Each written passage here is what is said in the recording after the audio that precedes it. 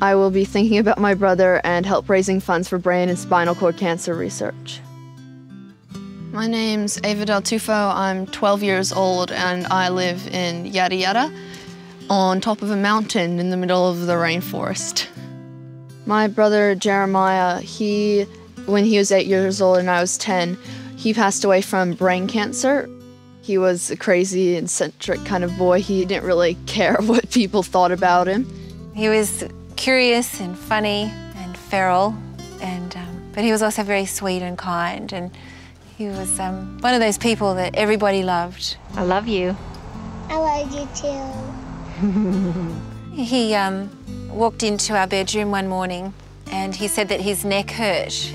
And so we made our first trip to the hospital, and they discovered that he had an 8-centimetre tumour in his spinal cord. And all through radiation and chemo, he was laughing and funny and just dead straight determined never to let him get him down. 1 week before he died, he was just the same old Jeremiah as beforehand. We ran around being crazy, built forts in the bush, and then one night suddenly it all kind of just started going wrong. I guess the thing I remember the most about Ava in this situation was when we had to tell her that he was going to die. They managed to bring him out of a coma for us, and she said to him, "Do you want to get dirty one last time?" Which was their favourite thing to do together, was to get really dirty.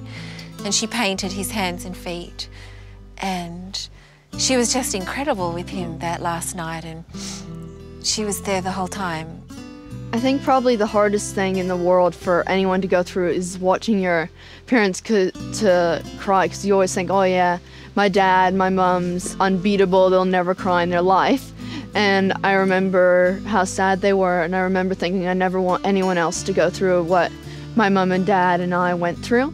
I hope when I'm older to be a pediatric neurosurgeon. Maybe one day I'd be able to operate on kids like Jeremiah, knowing that after this operation that child will be able to go home and run around in the bush and be a kid again. My family, friends and I, we have been fundraising like crazy to try and find a cure. Some friends of ours had the idea of calling a special day, J Day, after Jeremiah, and we decided to do a J Day during Brain Cancer Action Week. The first year we did, I shaved off my hair and we raised over $20,000. And this year, my friends and I, and Jeremiah's friends, we did a 24-hour readathon. It was really fun, well, as fun as it could be without Jay there. I guess it's human nature in something so tragic to try and find meaning.